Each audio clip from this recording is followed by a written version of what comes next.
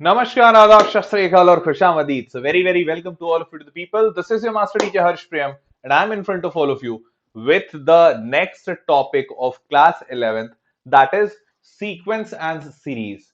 तो sequence and series I guess अब ज्यादा चैप्टर बचे नहीं है 11th में, बट ठीक है, जितने भी बचे हैं वो अपन करेंगे. तो सीक्वेंस सीरीज बहुत ही मस्त और सिंपल सा चैप्टर है बिकॉज इसमें अर्थमेटिक प्रोग्रेशन, ज्योमेट्रिक प्रोग्रेशन, इस टाइप के टॉपिक्स होते हैं, तो काफी ज्यादा आसान होता है और तुमने 10th में पढ़ भी रखा है तो इंटरेस्टिंग है. तो चलो शुरू करते हैं, ज्यादा टाइम वेस्ट नहीं करते हैं. Here we get into the session. Class 11th का टॉपिक है. मैं आपको बता दूं कि आप सारे बच्चे जरूर मुझे कमेंट बॉक्स में लिखकर बताना, अभी लिखकर बता दो इनफैक्ट, कि सीक्वेंस सीरीज मैंने स्टार्टिंग में भी पढ़ाया था उमंग सीरीज में. तो तुम लोगों का सीक्वेंस सीरीज कितना कंप्लीटेड है और कितना ज्यादा कॉन्फिडेंट फील कर रहे हो, सेशन शुरू होने के पहले बताओ कमेंट बॉक्स में. और फिर वो कमेंट रहने देना, फिर तुम अपने उसी सेम आईडी से सेशन खत्म हो जाने के बाद भी मुझे बताना कि अब कितना कॉन्फिडेंट फील कर रहे हो सीक्वेंस सीरीज में, सो दैट कि मतलब मैं भी देख पाऊं कि इन सेशंस से कितना डेल्टा आया है. डेल्टा मतलब कितने चेंज आया है, कितना चेंज आया है आपके लर्निंग में, आपकी अंडरस्टैंडिंग में और आपके कॉन्फिडेंस में. समझ पा रहे हो? और तुम भी समझ पाओ कि हाँ यार, इन वन शॉट वीडियोस का क्या इंपॉर्टेंस है, कितना फायदा हो रहा है. ठीक है, तो हम दोनों का फायदा है. चलो आगे बढ़ते हैं, लेट्स गेट स्टार्टेड. शुरू करने के पहले एक हम्बल सा रिक्वेस्ट, सारे लोग चैनल को सब्सक्राइब कर दीजिए, इंपॉर्टेंट है. बिकॉज आप चैनल को सब्सक्राइब करते हैं तो उससे चैनल को बल मिलता है, एट द सेम टाइम आपको सारे के सारे इंफॉर्मेशन ऑन टाइम मिलते हैं. तो समय पर सारी जानकारी पाने के लिए जरूरी है चैनल सब्सक्राइब कर दें और वीडियो को लाइक कर देंगे तो अच्छा लगेगा. ठीक है. एट द सेम टाइम आप सारे बच्चे लाइव चैट में बहुत सारी चीजें लिख रहे होंगे, बट मेरा रिक्वेस्ट है, लाइव चैट में क्यों लिखते हो? लाइव चैट तो खत्म हो जाएगा जैसे ही वीडियो खत्म, लाइव चैट खत्म. उससे ज्यादा बेहतर है लाइव चैट को बंद करो, नीचे कमेंट बॉक्स में कमेंट डालो, सबसे बढ़िया, क्योंकि उसको मैं बाद में पढ़ूंगा. तो मतलब ठीक है, अब हाय हेलो कर रहे हो तो वो लाइव चैट में ही कर लो, उसको मैं बाद में नहीं पढ़ूंगा, मतलब पढ़ के क्या करूंगा. बट कोई भी ऐसी बात है जो तुम मुझसे कहना चाहते हो, नीचे कमेंट बॉक्स में जाके कह दो, ज्यादा अच्छा है.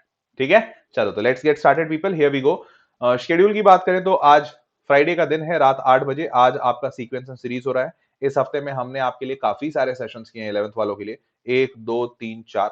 और कोशिश रहेगी कि हर हफ्ते आपके लिए खूब सारे सेशंस किए जाए ताकि आप अच्छी खासी लर्निंग करो. बट वो करने के लिए बहुत ज्यादा जरूरी होगा कि आप हमें टाइम टू टाइम ये फीडबैक देते रहें कि हमारे जो सेशंस बन रहे हैं या हम जो सेशंस आपके लिए बना रहे हैं, मैं बना रहा हूं, मेरी पूरी टीम बना रही है, वो कितना रेलेवेंट है.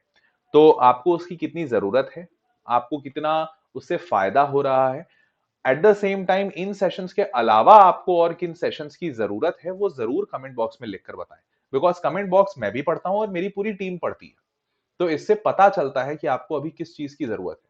देखो यार, as a teacher, as an organisation Vedantu, हम टीचिंग ऑर्गेनाइजेशन है, तो हम आपके लिए हमेशा कुछ ना कुछ कंटेंट बनाएंगे, पढ़ाई का, मोटिवेशन का, इंफॉर्मेशन का. वो कंटेंट अगर आपकी जरूरत के हिसाब से बने तो ज्यादा अच्छा है, बिकॉज हमारा तो एनर्जी ऐसे भी जा रहा है बनाने में. तो आप अगर अपनी जरूरतें बताओगे तो वही सेशन हम बना देंगे, हमारा भी फायदा, आपको भी फायदा है ना. बढ़िया. चलो, तो मुझे नीचे कमेंट बॉक्स में जरूर लिखकर बताइएगा. चलिए शुरू करते हैं.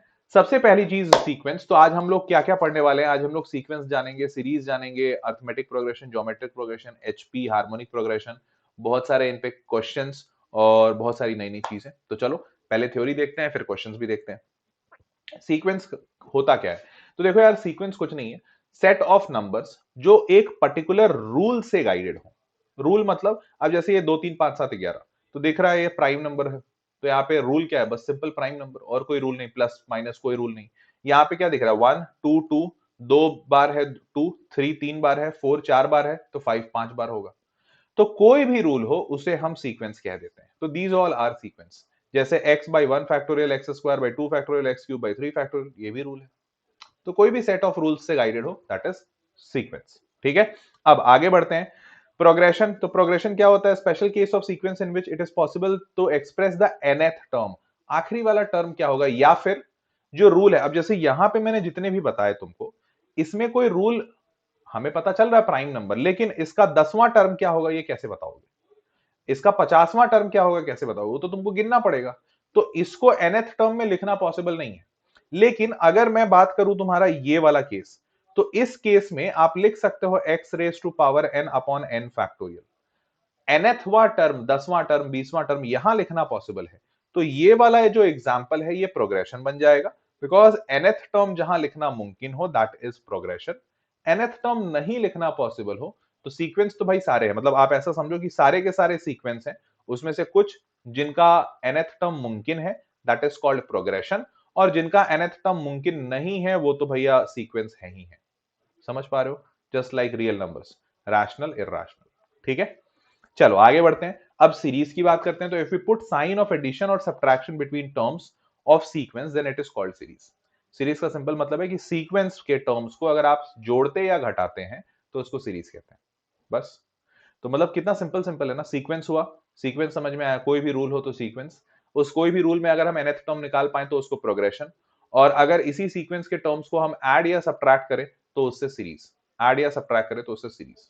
ठीक है, बचपन से पढ़ते आ रहे थे ना सीक्वेंस, सीरीज, प्रोग्रेशन, और 11th में मैंने बताया था, but I am very sure बहुत सारे बच्चे भूल गए होंगे या शायद बहुतों ने तो ध्यान ही नहीं दिया होगा। ठीक है, तो ये एडिशन सब्ट्रैक्शन है, उसको सीरीज कहते हैं। तो सीक्वेंस, सीरीज, प्रोग्रेशन सब में अंतर समझ में आ गया। चलो, अगर समझ में आ गया तो अब शुरू करते हैं सवाल। सवाल शुरू करने के पहले ये सब कुछ बेसिक चीजें दी हुई है, बट ये थ्योरी के लिए ही है। मतलब मैंने इसको इसलिए लिख लिया है क्योंकि ये सारी चीजें तुम पढ़कर आए हो, और अगर तुम नहीं पढ़े हो तो थ्योरी में इसी वीडियो के मतलब डिस्क्रिप्शन बॉक्स में, आपको पता ही है डिस्क्रिप्शन बॉक्स में एक लिंक रहता है पीडीएफ का, ड्राइव लिंक रहता है, वहां पे जाओ सारे पीडीएफ मिल जाएंगे, तो वो कर लीजिएगा। नहीं तो मैं अभी कुछ क्वेश्चन सॉल्व कराऊंगा, उनसे भी ये सारी थ्योरीज क्लियर हो जाएंगी। ठीक है, तो और बाकी मैं आपके लिए मतलब इन सारे सेशन जो भी मैं करता हूं उसका पीडीएफ तो अवेलेबल रहता ही है नीचे डिस्क्रिप्शन बॉक्स में, तो आप वहां से देख लेना। तो थ्योरी क्या है भैया, nth टर्म कैसे निकलता है, एक एपी है तो उसको कैसे लिखते हैं, ए plus D, a plus two D, ये सब सब तुम 10th में पढ़ चुके हो। ठीक है, मूविंग ऑन।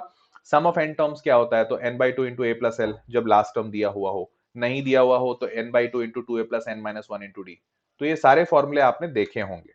अब एक सवाल कर लेते हैं, एनसीईआरटी एग्जाम्पलर का सिंपल सा सवाल है, देखो ध्यान से। सवाल कहता है sum of first term of an AP is A.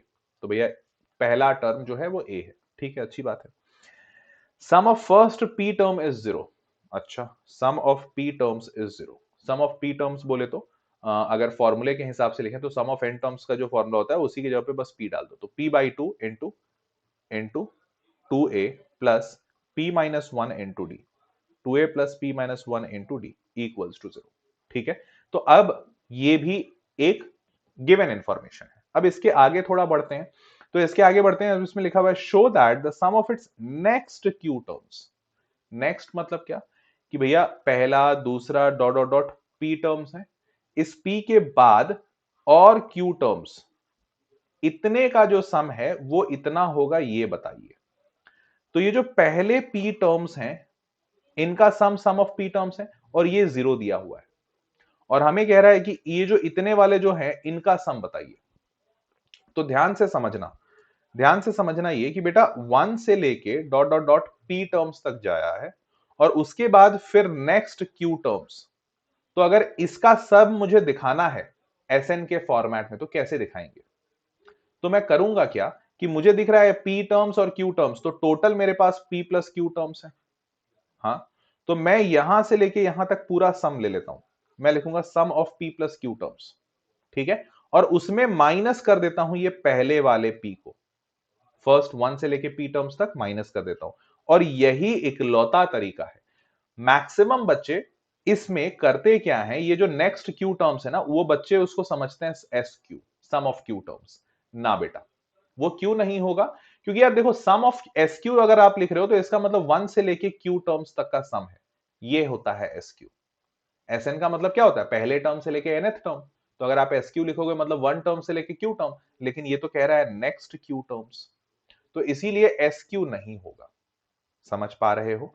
तो यहां पे होगा क्या, एस पी प्लस क्यू, मतलब पहले पी प्लस क्यू टर्म्स का टोटल सम माइनस पहले पी टर्म्स इज इसकी जरूरत हमें नहीं है तो इसमें से माइनस कर देंगे। समझ गए? तो हमें कह रहा है कि बताइए, मतलब प्रूफ कीजिए कि ये जो वैल्यू है ये इसके बराबर होगी। मतलब sum of P plus Q terms minus sum of P terms is equals to minus of A times P plus Q into Q upon P minus one, ऐसा होगा। ठीक है, चलिए कोशिश करते हैं प्रूफ करने की। अब ध्यान से देखो, अब ये जो sum of P plus Q terms है, मतलब हमें प्रूफ करना है कि this is equals to sum of P plus Q terms minus sum of P terms. अब सम ऑफ पी टर्म्स तो ऑलरेडी जीरो है, तो मतलब हमें सिंपल ये प्रूव करना है sum of p plus Q terms is equals to ये होगा, क्योंकि भैया ये वाली चीज तो पहले से जीरो है। ठीक बात, ठीक है। अब sum of p plus Q terms निकालिए पहले। तो sum of p plus Q terms क्या हो जाएगा, बड़ा सिंपल है, p plus q divided by 2 into 2a plus p plus q minus 1 into d. n minus 1 into d होता था ना, तो n के जगह पे p प्लस क्यू है। अब देखो सारी चीजें इसमें दी हुई है, यहाँ पे a है, यहाँ पे p है, यहाँ पे q है, बस d नहीं है। मतलब इस d को हमको रिप्लेस करना पड़ेगा। अब d रिप्लेस कहां से होगा, तो देखो यहाँ पे ये जो सम ऑफ p टर्म्स है इसका फॉर्मूला लिख के हमने यहाँ पे एक चीज लिखी थी, ये गिवन चीज है। तो ये जो चीज हमने लिखी थी p by two into two a plus p minus one into d, यहां से हम d निकाल सकते हैं। तो यहां से आप d निकालिए। तो अब मैं यहाँ पे लिख दे रहा हूं p by two into two a plus p minus one into d is equals to zero. अब ये वाला क्वांटिटी p बाई टू इसको इधर भेजोगे तो जीरो ही हो जाएगा राइट हैंड साइड जाते हुए। अब बचे हुए टर्म्स को अगर आप सॉल्व करोगे तो d की वैल्यू आएगी minus two a upon P minus one, minus two a upon P minus one, ये d की वैल्यू आएगी। चाहो तो करके भी देख लेना, इस टू ए को इधर भेजोगे तो माइनस टू ए और फिर p माइनस वन को नीचे भेज दो, तो minus two a upon P minus one. अब ये जो d की वैल्यू आई है, ये d की वैल्यू आपने यहां पुट करनी है, ये वाली d की वैल्यू आपने यहां पुट करनी है। तो आपका जो sum of p plus Q terms बनेगा, sum of p plus Q terms, ये बाहर में p plus q by two into two a plus p plus q minus one, p plus q minus one n minus one into d. यहां पे जो d है, इस d के जगह पे आप लिखेंगे minus of two a upon P minus one. तो यहां पे आप लिखेंगे minus of two a upon P minus one, ये वाली चीज समझ गए, ये वाली चीज आप यहां लिखोगे। ठीक है, अब आपने क्या करना है, अब आपने इसको सॉल्व करना है, दैट्स इट। सॉल्व करोगे ये चीज आराम से आ जाएगी, मैं करके दिखा देता हूं। यहां पे 2a और यहां पे 2a कॉमन निकल रहा है, निकाल लो। तो ये है भैया p प्लस क्यू बाहर डिवाइडेड बाई 2 और एक 2a यहां से कॉमन निकला, बचा क्या अंदर, यहां बचा 1 और यहां माइनस था तो ये माइनस यहां आ जाएगा और यहां पे है p प्लस क्यू, तो p plus q minus one divided by p minus one. बस अब आप इसको सॉल्व करो, जैसे ही आप सॉल्व करोगे ऊपर में माइनस क्यू बैठेगा और ये 2 तो कट ही गया है, a टाइम्स मल्टीप्लाइड है तो देखो a दिख गया हमको, p प्लस क्यू हमको दिख गया, यहाँ पे p प्लस क्यू है, p प्लस क्यू दिख गया। ये पूरा ब्रैकेट सॉल्व करोगे ना तो यहाँ से एलसीएम तो p माइनस वन आ जाएगा, LCM p minus one solve करोगे तो यहाँ पे देखोगे तुमको ये माइनस क्यू भी दिखेगा, करके देख लेना। तो बड़े सिंपल तरीके से मैं कर भी दे रहा हूं, सम ऑफ p प्लस क्यू जो आ रहा है वो आ रहा है a times p plus q divided by p minus one. ये p माइनस वन क्यों किए हैं, क्योंकि ये p माइनस वन एलसीएम बन रहा है और ये p माइनस वन को इधर भेजो तो वन टाइम्स मल्टीप्लाई हो गए p माइनस वन और यहां माइनस मल्टीप्लाई करो तो minus p minus q plus one होगा, minus p minus q plus one. Solve कर दो, जैसे ही सॉल्व करोगे p कटा, माइनस वन प्लस वन कटा और ये माइनस क्यू बचा। यही माइनस क्यू इससे मल्टीप्लाई होगा तो ये बनेगा a times p plus Q times यहाँ पे q और ये माइनस यहाँ पे लगा देते हैं divided by p minus one. यही आपको प्रूफ करना था। तो एनसीईआरटी एग्जाम्पलर का सवाल उठाने का मेरा उद्देश्य क्या था, मैंने सोचा पहले जेई मेंस उठाऊं, तो फिर मैंने सोचा यार हर बार तो जेई मेंस ही देता हूं, तो आई थॉट कि आपको ये बात भी बताया जाए कि यार जब आप बोर्ड्स के लिए प्रिपेयर कर रहे हो या जब आप अपने स्कूल एग्जामिनेशन के लिए प्रिपेयर कर रहे हो तो बच्चे ना एनसीईआरटी को बड़ी हीन दृष्टि से देखते हैं, बिकॉज 10th तक यही चीजें सेटअप भी रहती है। ठीक है, बहुत ज्यादा कठिन नहीं है, लेकिन कुछ अच्छे किताबें भी हैं, जैसे एग्जाम्पलर आप 10th में भी देखते थे। तो एनसीईआरटी एग्जाम्पलर काफी अच्छी किताब है और उसको बहुत हीन दृष्टि से मत देखा करो, ठीक है, अच्छी किताब है तो उसको थोड़ा इज्जत दिया करो। तो ये देख रहे हो, ये उसी का सवाल है, एनसीईआरटी एग्जाम्पलर, और काफी अच्छा बढ़िया बड़ा सवाल है और ऐसे सवाल एग्जाम में आ सकते हैं। तो ज्यादा कठिन नहीं था, बस आपको ये प्रूव करना था। लेकिन हाँ, अब प्रूव वाले क्वेश्चंस आते नहीं है तो ऐसे सवाल चांसेस कम है, बट फिर भी तुम तो प्रिपेयर कर ही लो यार, तुम अपने नॉलेज को क्यों खराब करते हो, हैं। चलो आगे बढ़ते हैं, अब बात करते हैं अर्थमेटिक प्रोग्रेशन की। तो भैया अर्थमेटिक प्रोग्रेशन का कुछ बात तो मैंने पहले ही स्टार्टिंग में बता दिया। अब तुम्हें पता है क्या कि एक चीज यहाँ पे जो अच्छी चीज बताऊंगा, टीएन सम nth टर्म जो होता है कोई भी एपी का, वो a plus n minus one into d होता है। तो यहां से अगर इसको सॉल्व करेंगे तो आप समझ पा रहे होगे कि ये a minus d plus n d इस फॉर्मेट में लिखाएगा, मैंने बस d को मल्टीप्लाई कर दिया। मतलब आपको अगर tn कहीं दिया हुआ है तो n का जो कोएफिशिएंट होगा वो हमेशा कॉमन डिफरेंस होगा। अभी क्यों बता रहा हूं ये सब बाद में बताऊंगा, लेकिन अभी आपको यहां से समझ में आ रहा है कि हाँ सर, जो कांस्टेंट वाला टर्म होगा, जैसे कई जगह आपने देखा होगा टीएन लिखा रहता है, TN is equals to 5+3n, तो आपको देख के समझ में आ जाना चाहिए कि अरे यार टीएन इक्वल्स टू 5+3n दिया हुआ है, कोई एपी का nth टर्म, मतलब इस एपी का कॉमन डिफरेंस तो 3 होने वाला है। क्यों? क्योंकि 3 n के साथ जुड़ा हुआ है, तो n के साथ जो भी जुड़ा हुआ हो वही होता है कॉमन डिफरेंस। और जो कांस्टेंट वाला टर्म है, आपको समझ में आना चाहिए कि ये जो कांस्टेंट वाला टर्म है ये हमेशा a माइनस डी होगा, a माइनस डी। तो आप साफ साफ लिखोगे a minus d is equals to 5, आपने d अभी भी निकाला 3, तो आपको दिख गया फर्स्ट टर्म 8। सोचो कितना आसान तरीका हो गया ना। 10th में तुम क्या करते थे, n की वैल्यू 1 डालते थे, फिर t1 निकालते थे, फिर t2 निकालते थे, t2 माइनस t1 करते थे, d निकालते थे, t1 से a निकालते थे। कितना आसानी से अभी दिख रहा है। अब यही सेम चीज आप Sn में भी लगाना। Sn में क्या होता है, Sn का फॉर्मूला होता है n/2 into 2a plus n-1 into D. ठीक है। तो जब आप यहां पे मल्टीप्लाई करोगे तो हमेशा ध्यान रखना an पहला टर्म बनता है, दूसरा कुछ कुछ बनेगा, तीसरा जो टर्म बनता है वो बनता है n² इंटू डी। मतलब यहां पे और एक और जो टर्म बनेगा वो -nd/2 बनेगा, लेकिन ठीक है वो मैं यहां पे लिख नहीं रहा हूं, या चलो लिख ही देता हूं, या यहां पे लिख देता हूं। ये जो बनेगा ये बनेगा an प्लस n²d/2 और -nd/2। तो यहां पे सीखने वाली बात क्या है, हमेशा ध्यान रखना अगर Sn दिया हुआ है कहीं पे, तो पहला जो n का कोएफिशिएंट होगा वो हमेशा a होगा, मतलब फर्स्ट टर्म होगा। n का कोएफिशिएंट हमेशा फर्स्ट टर्म देगा, और n² by 2 का कोएफिशिएंट यहां पे कॉमन डिफरेंस देता है। क्या? n² by 2 का कोएफिशिएंट कॉमन डिफरेंस देता है। अब बच्चा पूछेगा सर n/2 का कोएफिशिएंट काहे नहीं ले लिया हम? तो यार n/2 का कोएफिशिएंट इसलिए नहीं लिया, अच्छा ये वाला चीज भी मैंने सही नहीं बताया, एक्चुअली इन दोनों को ऐड सब्ट्रैक्ट करोगे तो वैल्यूज कई बार चेंज हो जाते हैं। तो इसको मत याद रखना कि n का कोएफिशिएंट a होता है, बिकॉज n का कोएफिशिएंट a माइनस d/2 है, मतलब यहां से भी तो n मिल रहा है ना, तो इसलिए थोड़ा सा गड़बड़ है। बट हाँ, कॉमन डिफरेंस हमेशा याद रखना। Sn का अगर कहीं कोई दिया हुआ है, जैसे कई जगह दिखा रहता है 3n प्लस 5n², तो हमेशा याद रखना n²/2 का जो कोएफिशिएंट है वो d होगा। तो यहां तो सर n² सिर्फ दिया हुआ है, n²/2 नहीं है, तो तुम ऐसा करो ना, 2 डिवाइड कर लो और 2 मल्टीप्लाई कर लो। तो तुमने n²/2 किया, मतलब 5 2 10, इस Sn का मतलब इस AP का कॉमन डिफरेंस 10 है। मैं अभी बताता हूं, एक क्वेश्चन कराता हूं, ज्यादा अच्छा क्लियर हो जाएगा। चलो एक क्वेश्चन दिया भी हुआ है, देखो ध्यान से। क्वेश्चन कहता है, एनडीए का ही सवाल आया हुआ है। क्वेश्चन कहता है Sn की वैल्यू दी हुई है np plus n into n-1 q/2। ठीक है। अब मैं जो आपको तरीका बताया उस तरीके से अगर ध्यान दो तो Sn जो लिखा हुआ है वो लिखा हुआ है np प्लस, यहां से मल्टीप्लाई करोगे तो n²/2 times q minus n/2 times q, ऐसा दिया हुआ है। अब मैंने जो कॉन्सेप्ट बताया उस कॉन्सेप्ट के हिसाब से यहां पे आपसे पूछा है first sentence then the common difference आपसे पूछा है, देखो एनडीए में। तो अगर मैंने जो कंसेप्ट बताया उसके हिसाब से n²/2 का जो कोएफिशिएंट होता है वो डायरेक्ट कॉमन डिफरेंस डी आ जाएगा। तो आपको कुछ करना भी नहीं पड़ा, इवन लिखने की भी जरूरत नहीं है, जो लोग समझ पा रहे हैं वो तो डायरेक्ट देख लेंगे n²/2 का कोएफिशिएंट क्यू है, तो कॉमन डिफरेंस क्यू आ गया। अब जिनको नहीं समझ में आया या फिर पिछला वाला कंसेप्ट उतना अच्छा क्लियर नहीं हुआ था, वो ध्यान से देखो यहाँ पे। देख बेटा Sn दिया हुआ है, Sn, तो ऐसा कर n की वैल्यू 1 डाल दे, तो S1 आएगा फर्स्ट टर्म। तो फर्स्ट टर्म क्या आएगा, ये 0 हो जाएगा, फर्स्ट टर्म p बनेगा। फिर एक बार n की वैल्यू 2 डालो, इसी में, इस इक्वेशन में n की वैल्यू 2 डालो, तो देखो ध्यान से S2 जो आएगा वो आ रहा है p प्लस क्यू।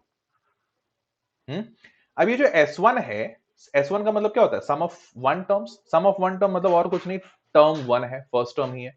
और S2 मतलब सम ऑफ टू टर्म्स, इसका मतलब टर्म 1 प्लस टर्म 2 है, ऐसा ही। तो term 1 plus term 2 p plus q है, और टर्म 1 p है। देखो यहां पे लिख रहा हूं, term 1 is equals to p है, और term 1 plus term 2 is equals to p plus q है, सॉरी p प्लस क्यू। तो आपको जाहिर सी बात है समझ में आ रहा होगा कि सर अगर इन दोनों को माइनस कर दें तो आराम से यहां से हमें मिल जाएगा term 2 equals to q. Term 1 plus term 2, हाँ टर्म 2, एक मिनट, नहीं मैंने कुछ गलती किया क्या, एस एन पी है, हाँ ठीक है, और ये पी प्लस क्यू है। हाँ, नहीं क्या क्या क्या, एक मिनट, एस एस टू डालो, 2p, अच्छा सॉरी ये 2p आ रहा है, वेरी सॉरी मैंने ध्यान ही नहीं दिया, ये 2p आ रहा है, ये 2p आ रहा है, ठीक है, ये 2p आ रहा है। तो S2 क्या आ रहा है, जब आप 2 डालोगे तो यहाँ पे 2 आएगा ना, सॉरी वो मैं 2 भूल गया था, 2p, और यहाँ पे 2 माइनस 1 तो 1, और 2/2 कैंसिल आउट हो गया q, तो ये 2p प्लस q आ रहा है, ये टर्म 1 प्लस टर्म 2 है। अब जब इन दोनों को माइनस करोगे, term 1 plus term 2 minus term 1, तो आपको साफ साफ दिख रहा है टर्म 2 आपका p प्लस q आएगा, q प्लस p।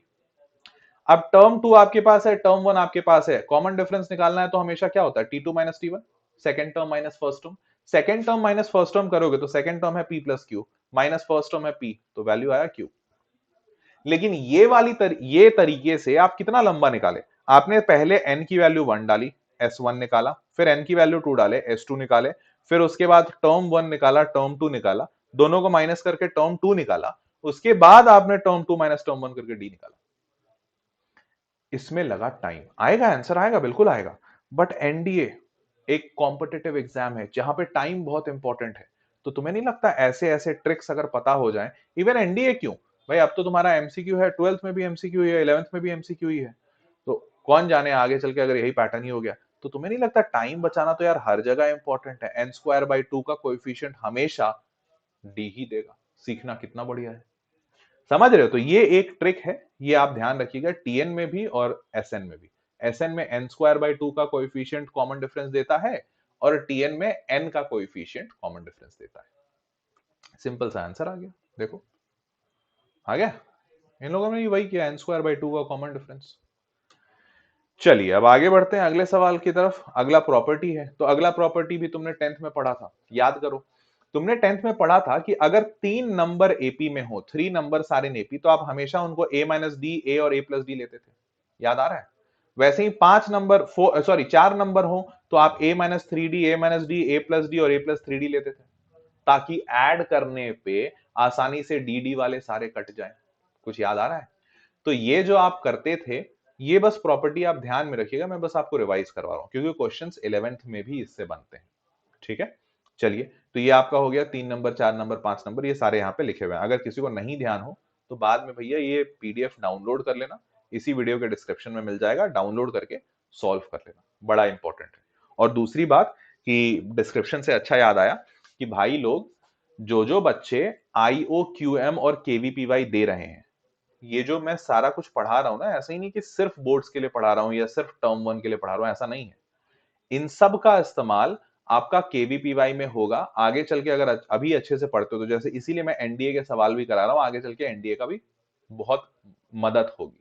तो अभी ध्यान लगा के पढ़ना, बिकॉज कहते हैं ना, आज का बचाया हुआ धन आने वाले कल में काम आता है। तो ये आज आपकी जमा पूंजी है, अभी काम चोरी मत करना। और जो बच्चे केवीपीवाई दे रहे हैं इस साल, तो भाई आप केवीपीवाई की मदद वेदांतु से भी ले सकते हैं। वेदांतु में अब आपको पता ही है, केवीपीवाई का 7 तारीख का डेट था, अभी डेट एक्सटेंड हो गया, तो 2 महीने अच्छे से तैयारी करो, तैयारी करके पढ़ाई करो, पढ़ाई करके निकालो केवीपीवाई। 2700 का कोर्स है, 2700 में आपको सारे के सारे जो लेक्चर्स हैं जो खत्म हो चुके हैं वो सब रिकॉर्डेड आपको मिल जाएंगे, टेस्ट सीरीज भी मिल जाएगा। तो मस्त बढ़िया, केवीपीवाई का भी अच्छा तैयारी करो, क्योंकि अब तो भाई लेक्चर रिकॉर्डेड है, 2x स्पीड पे देख सकते हो, और फास्ट हो जाएगा तुम्हारे रिविजन। और इसी के साथ जो बच्चा आईओक्यूएम का प्रिपेयर कर रहा है, वो भी आईओक्यूएम का प्रिपरेशन छोड़ना मत। ऐसा मत सोचने लगना सर केवीपीवाई डिले हुआ है तो आईओक्यूएम भी डिले होगा। केवीपीवाई से सीख लो, अगर नहीं हुआ था केवीपीवाई का प्रिपरेशन तो आईओक्यूएम अच्छे से करना। आईओक्यूएम का भी डिस्क्रिप्शन में लिंक दिया होगा, जो बच्चे आईओक्यूएम का क्रैश कोर्स लेना चाह रहे हैं, नीचे डिस्क्रिप्शन में है। अभी एक नया एसी में आईओक्यूएम का अपग्रेड आया है, आईओक्यूएम एसेंशियल्स, इसके प्राइसेस कम है, सिर्फ 1980 रुपीज है, दैट्स इट। समझ गए। चलो आगे बढ़ते हैं। Sum of two terms in the AP, तो ये सब आपने किया हुआ है। अब इस पे एक सवाल कर लेते हैं। देखो जेई मेंस का सवाल है, और देखना मजा आ जाएगा, सच में मजा आ जाएगा। देखो 3 टर्म्स दिए हुए हैं, 1 टर्म, 2 टर्म और 3 टर्म। ये 3 टर्म कहता है एपी में है फॉर सम अल्फा। तो आप सबको पता है ना, अगर ए बी सी एपी में होता है तो अर्थमेटिक मीन जैसी कुछ चीज लिखते हैं, b minus a equals to c minus b, जहां से ये आता है 2b equals to a plus c, या फिर यू कह लो b is equals to a plus c by two, b equals to a plus c by two. आपने पढ़ा है, ये 10th में भी पढ़ा है आपने, हाँ। बस वही कर दो, कुछ भी और नहीं करना। 10th का ही कंसेप्ट से जेई का सवाल भी बनेगा।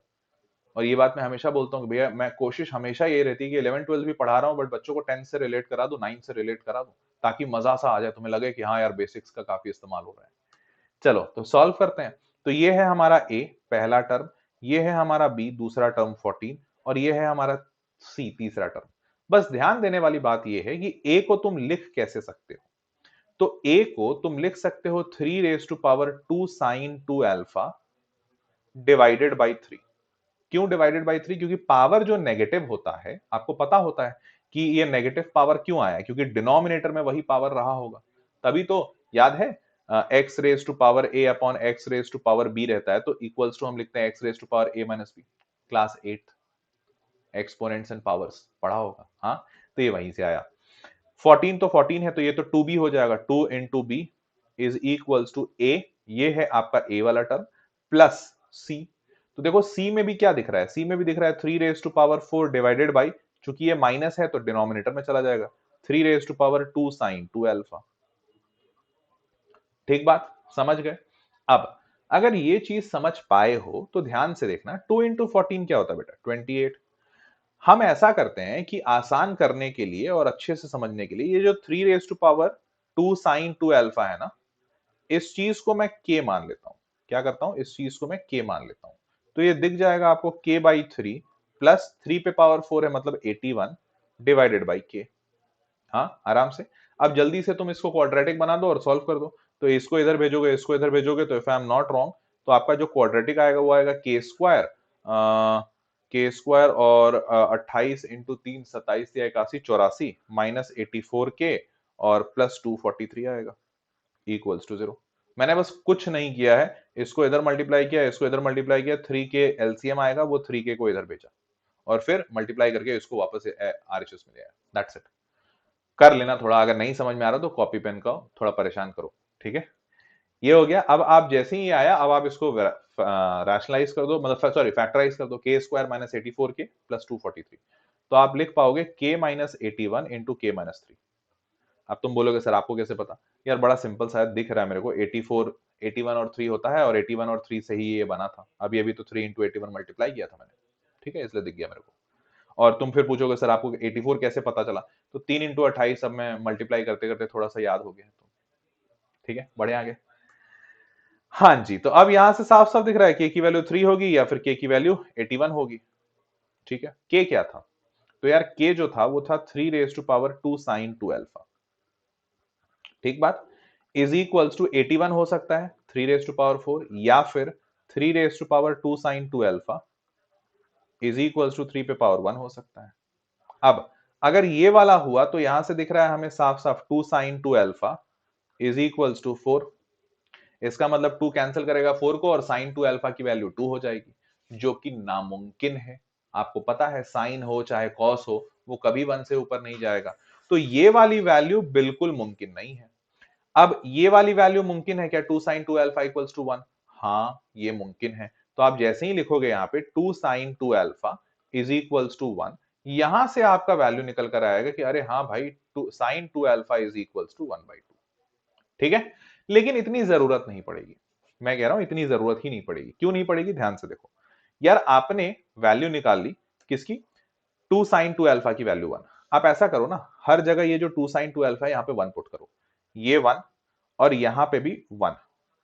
तो देखो ये है जो 3 इन 3, 2 साइन 2 अल्फा की वैल्यू 1, तो 1 माइनस 1 0 हो गया, मतलब ये 3 पे पावर 0 हो गया, क्योंकि ये 1 माइनस 1 है, 3 पे पावर 0, कॉमा दूसरा वाला 14 है। ठीक है, तीसरा वाला ध्यान से देखो, सॉरी तीसरा वाला ध्यान से देखो, 3 पे पावर 4 माइनस ऊपर पावर में ही 2 साइन 2 अल्फा की वैल्यू 1 आई है, तो 3 पे पावर 4 माइनस 1 बन गए 3 टर्म्स।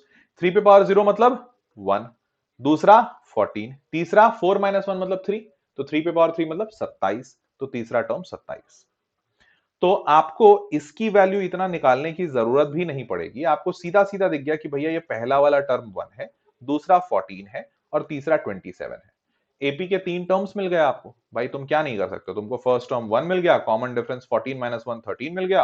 आपसे पूछ रहा है then sixth term of the AP, six term निकाल दो यार। T6 सारे जानते हैं, a plus n minus 1 into d, तो a प्लस 5d बनेगा, मतलब 1 प्लस 13 इंटू 5। आराम से आंसर आ गया 66। 2 मिनट का आंसर था। थोड़ा सा जो भी टाइम लगा वो इस क्वाड्रेटिक को बनाने में और सॉल्व करने में लगा। तो ठीक है भैया, जेई का सवाल है, इतनी बेइज्जती तो नहीं कर सकते अपन की एक ही मिनट में बन जाए। तो और वो भी बहुत रीसेंट सा सवाल है, तो आप ऐसा नहीं कहना कि अरे सर ये पुराने जमाने में आया करते थे ना। बेटा आज के जमाने में भी ऐसे ही सवाल आते हैं, आसान, बस आपको थोड़ा पेशेंस दिखा के सॉल्व करना है। देखो कितना सिंपल था। तो इन लोगों ने वही किया, टी की इन्होंने टी पुट किया, हमने के पुट किया, ठीक है बराबर ही है। टी की वैल्यू 3, इन्होंने देखा नॉट पॉसिबल, वही सेम चीज। अब इन्होंने खासकर ये पूरा एंगल उंगल निकाला है, लेकिन उतनी जरूरत ही नहीं है। क्यों जरूरत है? हमसे पूछा कुछ और गया था ना, तो हमसे जो पूछा गया था हमने बस वो वैल्यू डाले, फाइनल आंसर हमारा भी 66 आया। हमारा काफी छोटा आया इससे, बट ठीक है, समझने के लिए समझ जाओ। अभी आगे बढ़े, चलिए अब आगे बढ़ते हैं अगला। तो ये तो आंसर आ गया 66। अब अगला सवाल, अगला सवाल अर्थमेटिक मीन। ये तो अभी अभी मैंने तुम्हें पढ़ाया, इसी का इस्तेमाल करके तो मैंने लिखा था 2b equals to a plus c. Arithmetic mean सबको पता है, हाँ भाई, जो आजू बाजू वाले अगर 3 टर्म है तो आजू बाजू वाले का जो एवरेज होता है वो बीच वाले टर्म के बराबर होता है, ठीक है। अब आपने बचपन में ये भी पढ़ा होगा inserting n Ms between two terms. और अगर बचपन में नहीं पढ़ा है तो अभी कुछ महीने पहले 11th में तो मैंने ही पढ़ाया है आपको, ठीक है। तो इसमें अगर ध्यान हो तो कॉमन डिफरेंस b माइनस ए अपॉन एन प्लस वन इस फॉर्मूले से निकलता है। अब मुझे बहुत श्योर है, बहुत ज्यादा भरोसा है कि बहुत सारे बच्चे माथा खुजा रहे होंगे, सर लाइक सर हाँ ठीक है सर पढ़ाया तो था, लेकिन मतलब कैसे सर, थोड़ा बता दोगे तो अच्छा होगा, मतलब ये कहाँ से आया सर, कैसे हुआ सर। तो देखो मैं पूरा तो नहीं बताऊंगा, लेकिन आपको तरीका बता देता हूं। देखो यार, एक एक दो टर्म है तुम्हारे पास ए और बी, ठीक है। तो ए से शुरू करते हैं, यहां ए से शुरू करते हैं, और बीच में एन अर्थमेटिक मीन डालना है। तो A1 A2 A3 dot dot dot करके एन तक हमने डाल दिया, और आखिरी टर्म है बी, ठीक है। तो अब आप ऐसा करो, ये जो आखिरी टर्म बी है, इसके लिए तुम अर्थमेटिक प्रोग्रेशन तो लिख ही सकते हो, लिख सकते हो ना, b is equals to last term जो बी होता है, b is equals to a plus n minus one into d, a plus n minus one. अब ध्यान देना, एन नंबर ऑफ टर्म्स होते हैं, यहां पे बेटा number of terms n plus two है, बिकॉज एन अर्थमेटिक मीन तो हमने डाला, और ए और बी दो एक्स्ट्रा टर्म्स, तो एन प्लस टू टर्म्स। तो आप लिखोगे n plus two minus one into common difference d, ठीक है। अब आप इसको सॉल्व कर दो, इस ए को इधर भेजो, तो आपका आ जाएगा बी माइनस ए और n plus two minus one n plus one. तो वहां से ये डी का फॉर्मूला आता है, ठीक है। अब थोड़ा चमका, कॉन्फिडेंस आया। तो ये डी का फॉर्मूला होता है for inserting n Ms between the two arithmetic progression. इसी तरीके से बाकी फॉर्मूलेज भी निकलते हैं। अब मैं आपको थोड़ा दिखा देता हूं, पहले तो ज्योमेट्रिक प्रोग्रेशन भी जान लो। ज्योमेट्रिक प्रोग्रेशन तुम जानते हो, ए r square, a are cube, याद आ रहा है? 3 3 2 are 6 6 2 are 12 12 2 are 24। तो देखो 3 पहला टर्म है, और हर बार 2 मल्टीप्लाई हो रहा है, तो 2 को हम कहते थे यहाँ पे कॉमन रेशियो, अगर आपको ध्यान है तो r की वैल्यू 2 हो जाएगी, कॉमन रेशियो r 2, और फर्स्ट टर्म a 3, ठीक है। ऐसा हमने पढ़ा था, और इसी फॉर्मेट का होता है। इसका आखिरी टर्म डॉट डॉट डॉट करते हुए a r to the power n minus one था, याद करो। और अगर सम ऑफ n टर्म्स याद हो थोड़ा, तो sum of n terms a r to the power n minus one upon r minus one. अब तुम यहां पे भी अगर पूछोगे कि सर ये कहां से आया, तो देखो भाई इसका प्रूफ काफी लंबा था, इसलिए अभी बता नहीं पाऊंगा। आप ये करना, इसी वेदांतु मैथ्स चैनल पे सीक्वेंस सीरीज मैंने पूरा पढ़ाया है, तो वहां ज्योमेट्रिक प्रोग्रेशन जहां पे पढ़ाया होऊंगा ना, वहां पे ये पूरा डिराइव किया था। तो अगर डाउट हो तो वहां जाके देख लेना, ठीक है। चलो, अब इसी में r जब लेस देन वन होता था, जब r लेस देन वन होता था, मतलब डिक्रीजिंग जीपी होता था। मतलब मान लो 3 है, फिर 3/2 है, फिर 3/4 है, फिर 3/8 है, तो हर बार 1/2 से मल्टीप्लाई हो रहा है, r 1 से छोटा है, और ये डॉट डॉट डॉट करते करते इनफाइनाइट चला जाता था। तो sum of infinite terms of a GP, या सम ऑफ इनफाइनाइट जीपी हम इसे कहते थे। इसका फॉर्मूला भी मैंने a upon one minus r वहीं बताया था। अभी वापस से बता देता हूं, r to the power n, देखो r 1 से छोटा है, मतलब 1/2 मान लो इस केस में हमने लिया, और इस पे n, n मतलब n पे, n क्या है, नंबर ऑफ टर्म्स। अगर मैं इनफाइनाइट करता हूं, इनफाइनाइट मतलब 1/2 पे पावर इनफाइनाइट, 1/2 पे पावर इनफाइनाइट मतलब टेंडिंग टू जीरो नहीं हो जाएगा कि भाई डिनोमिनेटर बहुत बड़ा हो जाएगा और न्यूमरेटर तो वन ही रहेगा, तो ये टेंडिंग टू जीरो। तो उसी से ये फॉर्मूला डिराइव होता है। अगेन मैं पूरा पूरा डेरिवेशन नहीं करा रहा हूं, बिकॉज डेरिवेशन इसका लंबा है। पीछे डेरिवेशन पॉसिबल था तो मैंने करा दिया यहाँ पे, क्योंकि ये छोटा सा था, बट यहाँ पे ये लंबा है। तो अगर आपको डाउट हो रहा है, दिक्कत हो रही है, तो जाके सीक्वेंस सीरीज का मेरा पुराना लेक्चर देख लेना, ठीक है। चलिए आगे बढ़ते हैं। एबीसी अगर जीपी में है, तो जैसे हमने एपी में देखा था ना 2b equals to a plus c, वैसे ही यहाँ पे क्या होता है, यहाँ पे अगर हमारा ए बी सी तीन टर्म्स जीपी में है तो हम यहाँ लिखते हैं b square equals to a c, b square equals to a सी।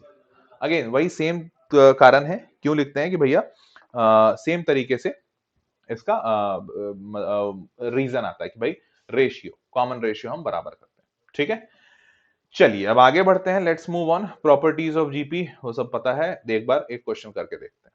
चलो, तो ये भी जेई का ही सवाल है, तो एरा गैरा नहीं है, और वो भी 2021 अगस्त में, कुछ ही महीने पहले, मतलब 3-4 महीने की बात है, ज्यादा पुराना नहीं है, ताजा ताजा।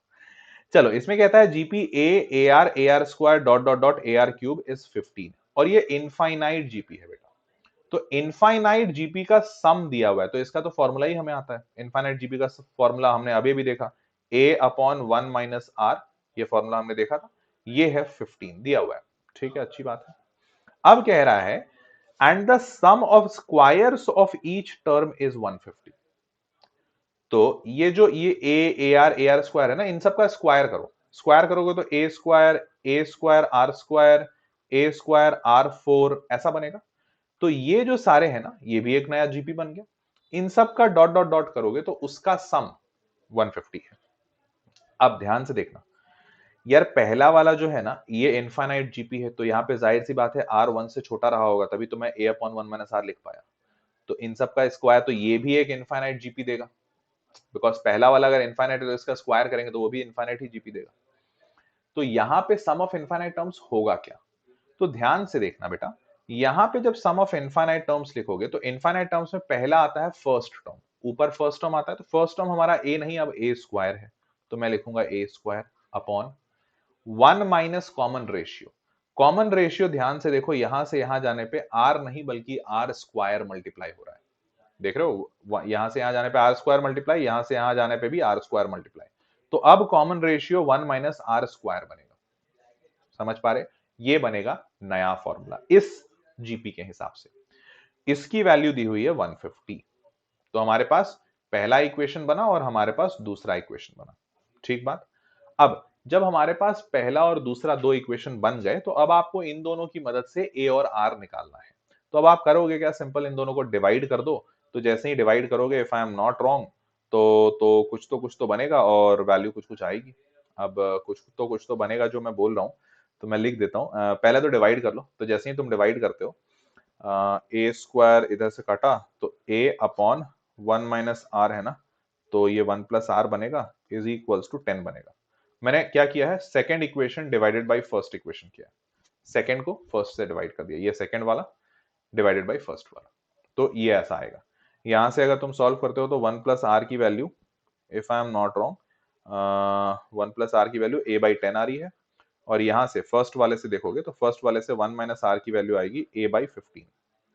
अब यहां से वापस से सॉल्व करो, if I am not wrong, तो काटा पीटी करना पड़ेगा, 2r बनेगा और 5 150 30 60, तो r की वैल्यू कुछ 1 बाई ए बाई 60 आ रही है। अच्छा, r की वैल्यू, एक मिनट, r की वैल्यू ए बाई 60 आ रही है। इस वैल्यू को आपको यहाँ पे पुट करना होगा, ए बाई 60, इसको इधर भेजना पड़ेगा, 1 बाई 60, 60 माइनस 1 10, 50, यार r की वैल्यू आ गई, तो उससे a की वैल्यू, मतलब वो सब निकालना पड़ेगा। निकाल दूं? हाँ, मेरे को पता है तुम लोग तो यही उम्मीद करोगे, हाँ सर निकालो निकालो। एक मिनट देखो, ये ए बाई 60 कुछ गड़बड़ लग रहा है, एक मिनट को काटा पीटी करने दो मेरे को।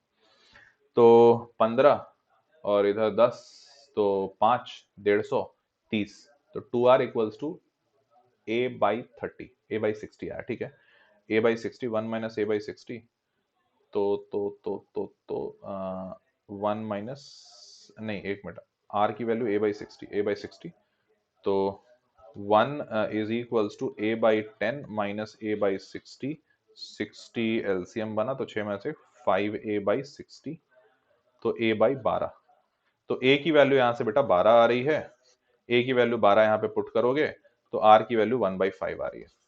तो आर का वैल्यू आ गया और ए का वैल्यू आ गया। मैंने कुछ नहीं किया, बस आर की वैल्यू ए बाई 60 जो है ना, इसको यहाँ पुट कर दिया पहले इक्वेशन, दिख रहा है?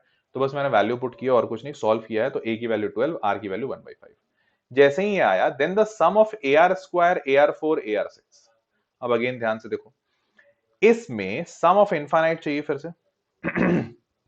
पहला टर्म क्या है इस बार बेटा? पहला टर्म ए है, तो पहला term A upon 1 minus common ratio A r square के बाजू में ए आर 4 लिखा हुआ है, मतलब यहां से यहां जाने में आर स्क्वायर करना पड़ रहा है, तो कॉमन रेशियो इस बार आर स्क्वायर है। फर्स्ट टर्म स्क्वायर नहीं है लेकिन रेशियो स्क्वायर है, तो हमसे ये पूछा है। तो भैया ए की वैल्यू हमने अभी भी निकाली है यहाँ पे 12, और आर की वैल्यू 1/5, तो डाल दो यहाँ पे 12 अपॉन 1 माइनस 1/5 का होल स्क्वायर। तो अब आप सॉल्व करोगे तो यहाँ पे 12 और 25 माइनस 1 24/25। अब आप सॉल्व करोगे तो 25/2 आ रहा है, if I am not wrong. 25/2 simple सा आंसर आ गया। सम 1/2 क्या बात कर रहे हो? अच्छा एक मिनट, ए आर स्क्वायर 1/2, मैंने कुछ गलतियां किया क्या? अच्छा sorry sorry sorry, extremely sorry, पहला टर्म ए नहीं था, पहला टर्म ए आर स्क्वायर है, वेरी सॉरी, मैंने ध्यान ही नहीं दिया। ये पहला टर्म तो ए आर स्क्वायर है ना, ए नहीं है ना, सिर्फ ए आर स्क्वायर, तो फर्स्ट टर्म ही लिखते हैं हम यहाँ पे, और फिर common difference 1 minus r square, हाँ सॉरी कॉमन रेशियो, तो वेरी सॉरी, यहाँ पे आर स्क्वायर मल्टीप्लाई होगा, मतलब 1/5 का स्क्वायर, तो मल्टीप्लाई करोगे तो 1/25, 25 कटा तो 12/24, हाँ बेटा ये नीचे भी 25 आएगा, तो ये आंसर 1/2 बन रहा है। एक्सट्रीमली सॉरी, कैलकुलेशन एरर हो जाते हैं। तो ये फाइनल सम 1/2 बना। आई गेस सबको समझ आ गया होगा कि हुआ क्या और कैसे हुआ, ठीक बात। चलो अगर सबको समझ में आ गया तो अब बढ़ते हैं आगे and let's get into the next question. तो ये हो गया आंसर। चलिए, तो ज्योमेट्रिक मीन भी मैंने आपको बता दिया, B square equals to a सी बताया था, यहीं से बी इक्वल्स टू रूट ए सी आता है, ठीक बात। चलिए, अगर ये समझ में आ गया तो लेट्स मूव ऑन। तो ये जीपी भी हो गया। अच्छा जीपी हो गया तो ए आर स्क्वायर ये सब बता ही चुका हूं। हार्मोनिक प्रोग्रेशन आपको पता होना चाहिए, हार्मोनिक प्रोग्रेशन अर्थमेटिक प्रोग्रेशन का उल्टा होता है। क्या होता है? हार्मोनिक प्रोग्रेशन अर्थमेटिक का उल्टा होता है।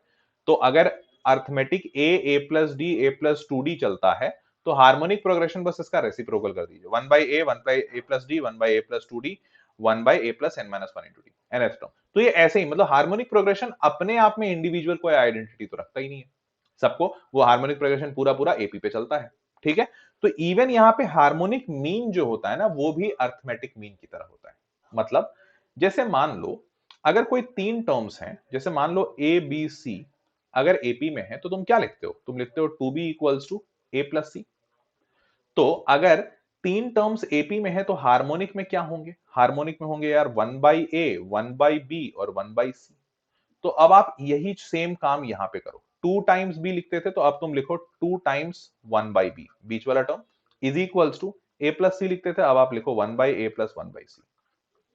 बस कैसे ही कैलकुलेट करोगे 1/a प्लस 1/c, तो ये हो गया 2/b equals to c plus a divided by a सी।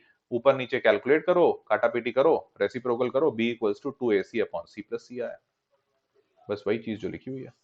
तो इसे कहते हैं हार्मोनिक मीन। मतलब अगर तीन terms a b c harmonic mean में है, हार्मोनिक प्रोग्रेशन में, तो इसका उल्टा करेंगे तो ये एपी में आ जाएगा, और फिर एपी वाला फॉर्मूला लगा दिया हमने, बस सिंपल था। समझ गए? क्लियर है? तो ये हो गया हार्मोनिक मीन। अब हार्मोनिक मीन आ गया, इसमें भी अगर एन हार्मोनिक मीन इंसर्ट करना है तो वही सेम तरीका 1/b, क्योंकि ये सारे टर्म्स हार्मोनिक प्रोग्रेशन में है, इनका रेसिप्रोकल करोगे तो अर्थमेटिक प्रोग्रेशन में आ जाएगा।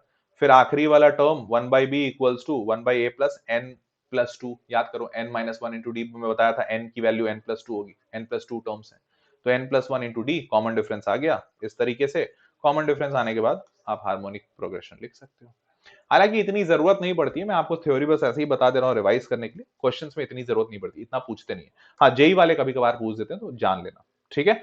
और उसके बाद सबसे इंपॉर्टेंट तो ये वाला रिलेशन हमेशा याद रखना, चाहे बोर्ड्स हो, चाहे जेई हो, चाहे एनडीए हो, ये हमेशा ही आता है, हर जगह इसके सवाल दिख जाएंगे। Arithmetic mean is greater than A M greater than equal to G M greater than equal to H M, harmonic mean ये होता है हमेशा, ठीक है। चलिए सवाल सॉल्व कर लेते हैं। हमसे पूछ रहा है द मिनिमम वैल्यू, और हमेशा ध्यान रखना ये एएमजीएम का जो मैक्सिमम यूज होता है ना, मिनिमम और मैक्सिमम वैल्यूज निकालने में ही आता है हमेशा, ठीक है। तो यहाँ पे कह रहा है मिनिमम वैल्यू बताइए हमें, और हमारे पास दिया हुआ है a raise to power x plus a raise to power 1 minus a raise to power x, ठीक है। तो इसको जरा समझो, ये fx और कुछ नहीं, ये ऐसा लिखा हुआ है a raise to power x plus a raise to power 1 divided by a raise to power x, ऐसा ही, बिकॉज ये पावर माइनस में है तो जो माइनस में वो डिनोमिनेटर में जाता है, ठीक है। अब मैं मानूंगा इसको a प्लस बी का फॉर्मेट। क्यों मान रहा हूं? क्योंकि मुझे पता है, अभी अभी मैंने थोड़ी देर पहले तुम्हें बताया, arithmetic mean is greater than equal to geometric mean. ठीक है, अर्थमेटिक मीन होता क्या है? तो वो होता है भैया दो टर्म्स का average. Arithmetic mean greater than equal to geometric mean, याद करो रूट अंडर अभी अभी पढ़ाया था, तो ये होता है रूट अंडर ए बी। याद है अभी B square equals to a सी बताया था और यहीं से दिखाया था बी इक्वल्स टू रूट ए सी। तो ये रूट ए सी क्या है? ज्योमेट्रिक मीन है, यही होता है।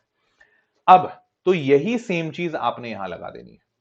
अब देख बेटा, a प्लस बी करेगा तो यही वाली सेम चीज आएगी। मैंने इसको a माना और इस पूरे को b माना, तो a प्लस बी कर दे। तो a प्लस बी जब करोगे तो a to the power x plus a upon a to the power x, ठीक है, डिवाइडेड बाई 2, ये अर्थमेटिक मीन।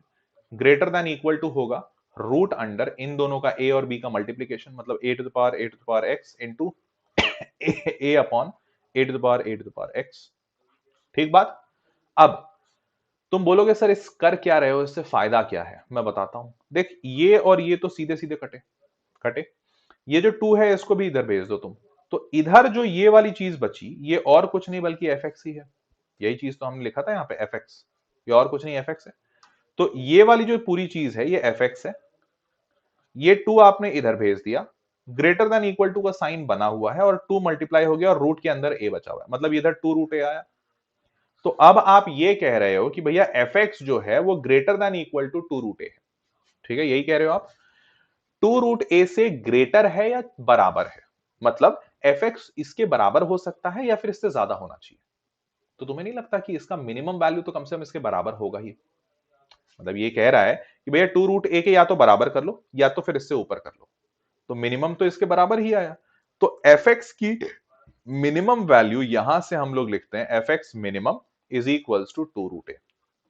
और इसी तरीके से हमेशा मिनिमम वैल्यूज मैक्सिमम मोस्टली ऐसी मिनिमम वैल्यूज निकाली जाती हैं, जहां पे M greater than equal to GM होता है, हम एम में डालते हैं, ग्रेटर देन इक्वल टू आता है और जो इक्वल टू वाला है वही मिनिमम हो जाता है। तो ये तरीका है एम जीएम का इस्तेमाल करने का, और ऐसे मैक्सिमम क्वेश्चंस बनते हैं। जैसे ये 2 रूट है, अब देखो ये आईआईटी का क्वेश्चन, और आईआईटी का ये फेवरेट टॉपिक है, हर हाल में पूछेगा आईआईटी। तो आई गेस सबको समझ आ गया होगा। चलो अगर समझ आया तो अब आगे बढ़ते हैं। अब एजीपी की बात करते हैं, अर्थमेटिको ज्योमेट्रिक प्रोग्रेशन। अर्थमेटिको ज्योमेट्रिक प्रोग्रेशन क्या होता है? जब एक साथ अर्थमेटिक और ज्योमेट्रिक दोनों चल रहे हो, मतलब जैसे एग्जांपल के तौर पे यहीं पे दिया हुआ है 1 3 5 7, तो अगर सिर्फ नंबर को देखोगे तो तुमको दिख रहा है कि ये एपी चल रहा है, सब में 2 का डिफरेंस है। लेकिन इसके साथ मल्टीप्लाइड है x, फिर यहाँ एक्स स्क्वायर हो रहा है, फिर यहाँ एक्स क्यूब हो रहा है। तो अगर x को देखोगे इंडिविजुअली तो ये अपने आप में जीपी में है। तो यार हमें एपी अलग और जीपी अलग सॉल्व करने आता है, लेकिन दोनों का मल्टीप्लीकेशन दिया हो तो कैसे करेंगे? बड़ा सिंपल है। हाँ, फिर से मैं बता रहा हूं, पूरा तरीका नहीं बताऊंगा, एक क्वेश्चन सॉल्व करके दिखा दे रहा हूं ताकि आपको रिवाइज हो जाए। बट अगर कोई ऐसा बच्चा है यहाँ पे जिसने पढ़ा ही नहीं है एजीपी, तो मैंने जब सीक्वेंस सीरीज पढ़ाया है इसी वी मैथ चैनल पे कुछ महीने पहले, तो उस सीक्वेंस सीरीज में आखिरी वाला सेशन या सेकंड लास्ट सेशन मैंने एजीपी पे लिया है।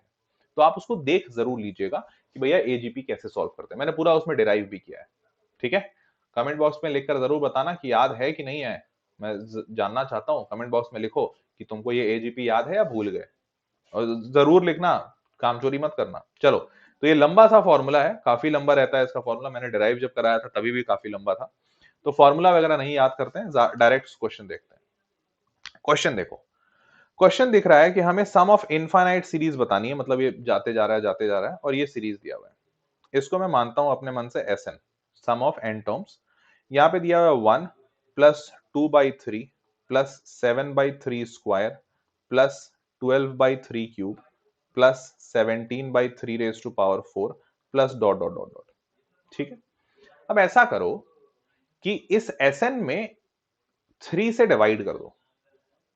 ठीक है, और 3 से डिवाइड करने के बाद इसको लिखो। तो 1 में 3 से डिवाइड करोगे तो 1/3, लेकिन वो 1/3 यहां इसके नीचे नहीं लिखो, सेकंड वाले टर्म के नीचे लिखो 1/3। ठीक है, उसी तरीके से अब ये सेकंड जैसे बाई 3 किया तो सब में होगा, तो यहाँ 2/3 है, ये 2/3 में 2/3 स्क्वायर होगा, तो आप ये 2/3 स्क्वायर इसके बाजू में लिखो 2/3 स्क्वायर। वैसे ही यहां पे जब तुम डिवाइड करोगे बाई 3 से, तो 7/3 स्क्वायर, इसमें 3 और किया तो 7/3 क्यूब बनेगा, 7/3 क्यूब प्लस 17/3 4 है, सॉरी 12/3 क्यूब है, तो अगर इसमें तुम 3 से डिवाइड करते हो तो ये हो जाएगा 12/3 पे power 4 plus dot dot dot आगे चलता जाएगा। ठीक है, अब तुम बोलोगे सर आपने ऐसा किया क्यों? तो देखो, हर बार आपको ऐसा ही करना होगा, या तो जो भी, जैसे यहां पे मेरे को दिख रहा है कॉमन रेशियो 3 है, 1/3 है, या डिवाइड कर रहे हैं 3 से, जो कह लो, तो जो भी कॉमन रेशियो रहेगा उससे आपको मल्टीप्लाई या डिवाइड करके ऐसा कुछ पैटर्न बनाना होगा। कैसा पैटर्न, अभी देख लो, पूरा पैटर्न बताते हैं। तो Sn और Sn/3 है। अब आप ऐसा करो कि इन दोनों को सब्ट्रैक्ट करो। तो Sn और Sn तो यहां पे तो हो जाएगा Sn माइनस Sn/3। ठीक बात, इज इक्वल्स टू 1 के नीचे सब्ट्रैक्ट में कुछ भी नहीं है, तो 1 माइनस 0 मतलब 1 ही रहेगा। 2/3 माइनस 1/3, तो ये तो साफ साफ दिख रहा है 1/3 आएगा। ठीक है, 7/3 स्क्वायर अपॉन माइनस 2/3 स्क्वायर, ये हम माइनस कर रहे हैं ध्यान से, तो यहां माइनस, मैं सब जगह माइनस लगा देता हूं ताकि डाउट ना हो। ठीक है, अब यहां हम माइनस कर रहे हैं, तो देखो डिनोमिनेटर 3 स्क्वायर है, तो 7 माइनस 2 क्या बनेगा, ये बनेगा 5/3 स्क्वायर। ठीक है, अब वैसे ही 12, डिनोमिनेटर 3 क्यूब, यहां पे भी 3 क्यूब, तो 12 माइनस 7 फिर से 5 बनता है, तो 5/3 पे पावर 3 क्यूब, फिर प्लस 17 माइनस 12 भी 5 बनता है, ये भी 5 डिवाइडेड बाई 3 पे power 4 plus dot dot dot. Pattern समझ में आया? देखो, पहला दो टर्म अगर छोड़ दें तो उसके बाद हर बार न्यूमरेटर में 5 आ रहा है और डिनोमिनेटर में 3 स्क्वायर, 3 क्यूब, 3 पे power 4 and so on, dot dot dot आ रहा है। तो अब इसको सॉल्व करो, अब देखो कितना आसानी से सॉल्व हो जाएगा। इधर तो आ गया Sn माइनस Sn/3 मतलब 2Sn/3, तो इधर तो मैं लिख दूंगा 2 टाइम्स Sn/3 इक्वल्स टू, इधर भी 1 प्लस 1/3, बड़ा सिंपल है, 4/3 बन गया, तो ये तो 4/3 बना, प्लस अब मैं 5 कॉमन निकाल लेता हूं। क्या निकाल लेता हूं? 5 कॉमन, और साथ ही साथ 5/3 स्क्वायर कॉमन निकालता हूं। ऐसा करते हैं, 5 नहीं, 5/3 स्क्वायर कॉमन निकाल लेते हैं। तो अगर 5/3 स्क्वायर कॉमन निकाला, देखो, तो पहला टर्म तो 1 आ गया, दूसरा टर्म ध्यान से देखना, यहां से 5/3 स्क्वायर, पहला टर्म 1 आया, दूसरे में से 5 निकल चुका है और डिनोमिनेटर में से 3 स्क्वायर निकल चुका है, तो 3 क्यूब है, 3 स्क्वायर निकल गया तो 3 बचा। तीसरे वाले में 3 स्क्वायर निकलेगा तो 3 स्क्वायर बचेगा, 3 पे पावर 4 है ना। तो अब आपको ऐसा पैटर्न दिख रहा है, 1/3 plus 1/3 square plus 1/3 cube plus dot dot dot, और ये है बेटा sum of infinite GP. S infinite तो सारे जानते हैं, S infinite is equals to a upon 1 minus r. A दिख रहा है, फर्स्ट टर्म 1 है, तो first term 1 upon 1 minus common difference, common ratio, तो यार दिख रहा है कॉमन रेशियो 1/3 1/3 1/3, कॉमन रेशियो तो 1/3 है, तो 1/3। तो आप क्या लिखोगे, यहां पे लिखोगे 4/3 प्लस 5/3 स्क्वायर इनटू, यहां पे a अपॉन 1 माइनस आर, तो a की जगह पे 1 अपॉन 1 माइनस आर की जगह पे 1/3। बस सॉल्व कर दो। 1 माइनस 1/3 2/3 आएगा, 2/3 का रेसिप्रोकल करो 3/2। अब सॉल्व किया तो यहां पे बनेगा बेटा 4/3 प्लस 5/3 स्क्वायर इनटू, यहां पे नीचे 2/3 आया था, 3/2 आएगा, 3/2। बस सॉल्व कर दो, तो ये 3 3 काटा पीटी, 6 आ गया नीचे, तो if I am not wrong यहाँ पे 6 आया है, इधर 3 है, 6 एलसीएम, 8 5 13, 13/6, और is equals to 2Sn/3। 2Sn/3, 13/6 आया, 13 उधर नीचे, इधर तो कटा, तो 13/4 आ रहा है। Sn की वैल्यू, Sn की वैल्यू आ रही 13/4। थोड़ा सा दिमाग लगाना था, एजीपी था, तो भाई जाहिर सी बात है एजीपी सबसे कठिन पार्ट होता है सीक्वेंस एंड सीरीज का, बट बहुत ज्यादा कठिन नहीं था। थोड़ा सा अगर तरीके से दिमाग लगाते तो बन जाता। हाँ, प्रैक्टिस अनडाउटेडली इसमें चाहिए, और दूसरा बात कि भाई ये जेई का सवाल है तो एकदम ही हलवा तो नहीं देगा भाई, बहुत सारे हलवा सवाल देते हैं लोग, लेकिन 100% हलवा दे देंगे तो फिर गड़बड़ा जाएगा, तो दो चार अच्छे भी होते हैं, तो ये अच्छा सवाल था। ठीक है, सबको समझ में आया, तो ये 13/4 आंसर आ गया। ठीक है, चलो, अगर सारे लोगों को समझ में आया तो अब आगे बढ़ते हैं। अब देखो यार, स्पेशल सीक्वेंसेस, तो स्पेशल सीक्वेंसेस में ये नोटेशन वगैरह तो आपको पता है, कांस्टेंट मल्टीप्लाई करते हैं तो कांस्टेंट बाहर आ जाता है सीक्वेंस से, एंड ब्ला ब्ला ब्ला। तो ये सब बेसिक चीजें ऑलरेडी मैंने पढ़ाया है, ये बस आपका वो है, क्या कहते हैं, थ्योरी वापस से रिवाइज करा रहा हूं। कोई दिक्कत होगा तो भाई इन नोट्स को डाउनलोड करके देख लेना।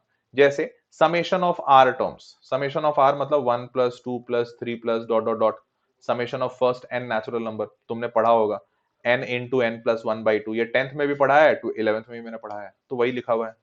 वैसे ही समेशन ऑफ आर स्क्वायर मतलब 1 square plus 2 square plus 3 square dot dot dot n square, तो उसका n into n plus 1 into 2n plus 1/6। वैसे ही क्यूब वाले में n into n plus 1, n into n plus 1 जो होता है उसका स्क्वायर होता है, होल स्क्वायर। ये सब सब मैं पढ़ा रखा हूं आपको ऑलरेडी, अगर भूल गए हो तो मैं फिर से बता रहा हूँ, पुराने वीडियोस देख लो। ठीक है, चलो सवाल सॉल्व करते हैं इसी पे। और हाँ, ये सब बाइनोमियल में पढ़ाया था, ऑड नंबर का सम करना है, मतलब 1 + 3 + 5 + डॉट डॉट डॉट 2n - 1, तो इनका सम क्या होगा, ये n² होता है। वैसे ही अगर सारे इवन नंबर का सम करना है, मतलब 2 + 4 + 6 + डॉट डॉट डॉट, तो ये क्या होता है, n × n+1। ये सब बाइनोमियल में पढ़ाया था। भूल गए हो कोई बात नहीं, यहां से बस रिवाइज करते चलो, और इसलिए मैं बार बार बोलता हूँ फॉर्मूला बुक बना लो, ये सब याद रहेगा। एक बार में नहीं याद होगा, आई अग्री, एक बार में नहीं याद होगा, बट फॉर्मूला बुक बना लो, हमेशा याद रहेगा। ठीक है, चलो आगे बढ़ते हैं। तो ये तो मेथड ऑफ डिफरेंस, ये सब कुछ थ्योरीज हैं, तो देख लेना। चलो एक सवाल करते हैं मजेदार। यहां कहता है कि भैया 1 से लेके k तक सम किया है, ठीक है, और उसके बाद बाहर में एक और समेशन लगाया है।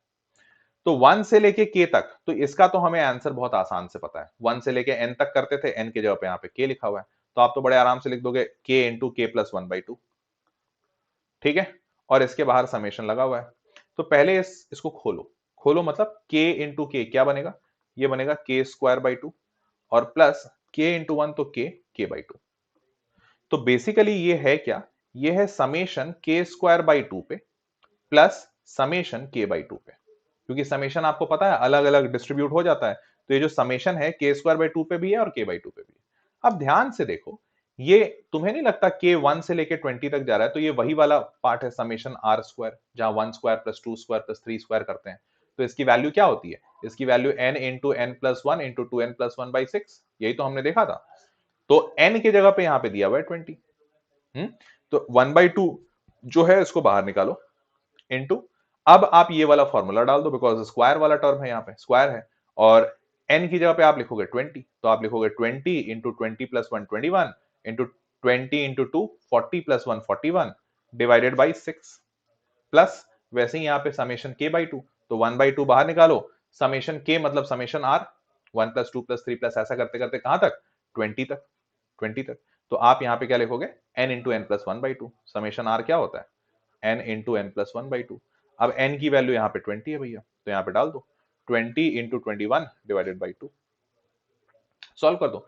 तो जैसे ही यहाँ पे सॉल्व करोगे, if I am not wrong, 3 से कटेगा 7 बार में, 3 से कटेगा 2 बार में, 2 दूना 4, 4 काटेगा इसको 5 बार में, 7 × 5 = 35 और 41, मतलब इसको ऐसा कर दो 205 और 1435, 14 205 7 × 5 = 35, हाँ 1435 आ रहा है, प्लस यहाँ पे काटा बेटी करोगे तो ये भी 5 बार में, तो ये 105, तो 14 40 15 15 40 1540 आ रहा है। सिंपल सा आंसर, देखो कितना सिंपल था, तो बड़ा आराम से आंसर आ गया 1540।